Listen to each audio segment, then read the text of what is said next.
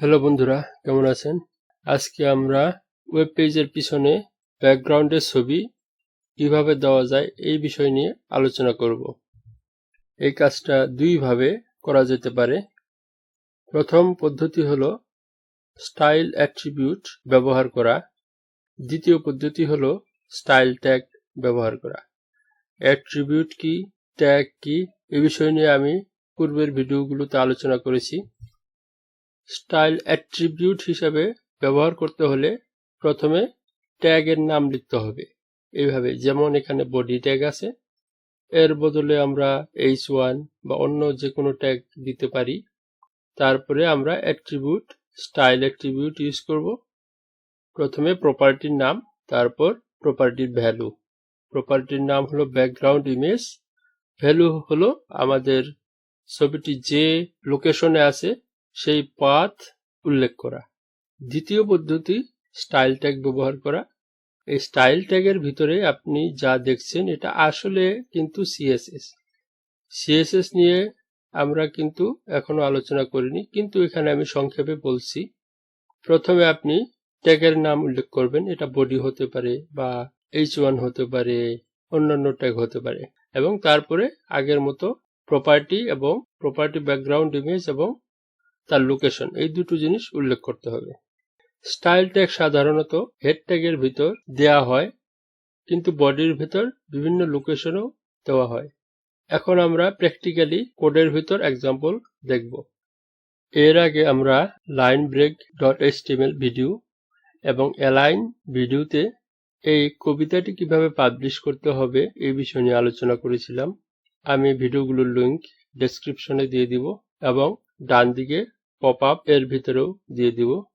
আমাদের যেটি কাজ ছিল সেটি হলো এরকম একটা কবিতা পাবলিশ করা ওশেন বিষয়ে।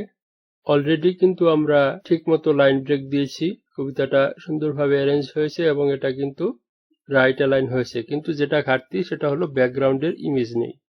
সেটা আমরা কিভাবে দিব সেটাই এখন আমরা দেখব। এখানে হলো সেই পূর্বের কোড। আমরা প্রথম যে পদ্ধতি স্টাইল অ্যাট্রিবিউট ব্যবহার সেটা নিয়ে আলোচনা করব। এখানে কি বলেছে, বডির পরে স্টাইল দিতে হবে। তখন আমরা বডির পর স্টাইল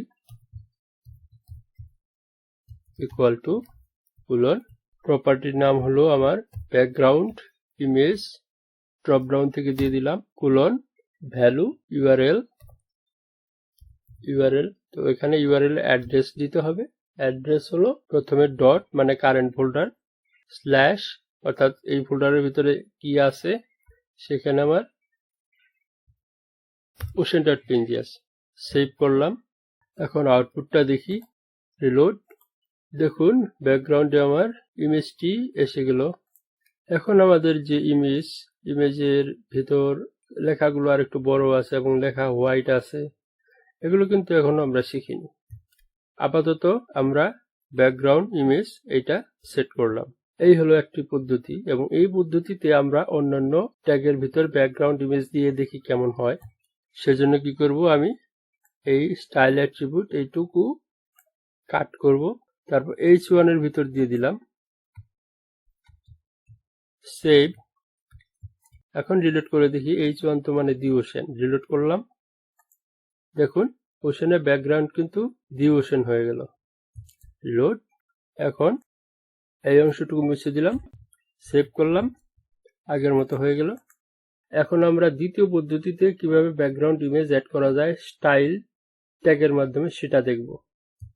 দ্বিতীয় পদ্ধতিটা এখানে বলা হয়েছে কিভাবে করা যায়। এই স্টাইল ট্যাগটি প্রথমে আমরা হেডের ভিতরে দিব, যেখানে সাধারণত হেডের ভিতরে দেওয়া হয়।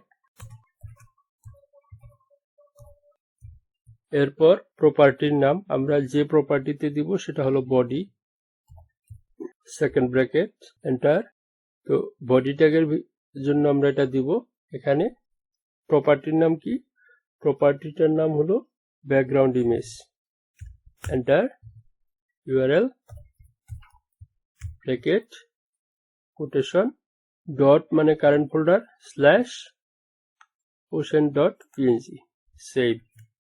এখন রিলোড করে দেখি, রিলোড, আবার ocean.png এসে গেল। এখন আমরা যদি অন্যান্য ট্যাগে দেই কেমন হবে, বডির বদলে h1 দিয়ে দিলাম, রিলোড, অথবা p দিয়ে দিলাম, রিলোড। দেখুন সমস্ত প্যারাগ্রাফের ব্যাকগ্রাউন্ড ocean.png হয়ে গেল। কিন্তু আমরা শুধু বডি ট্যাগের জন্যই ব্যাকগ্রাউন্ড ইমেজ চাই। এই ক্ষেত্রে রিলোড, আমাদের ব্যাকগ্রাউন্ড ইমেজ এসে গেল। তাহলে আমরা শিখতে পারলাম কিভাবে ওয়েব পেজে ব্যাকগ্রাউন্ড ইমেজ অ্যাড করতে হয়। আজকে এই পর্যন্তই, পরবর্তীতে আবার দেখা হবে। ধন্যবাদ।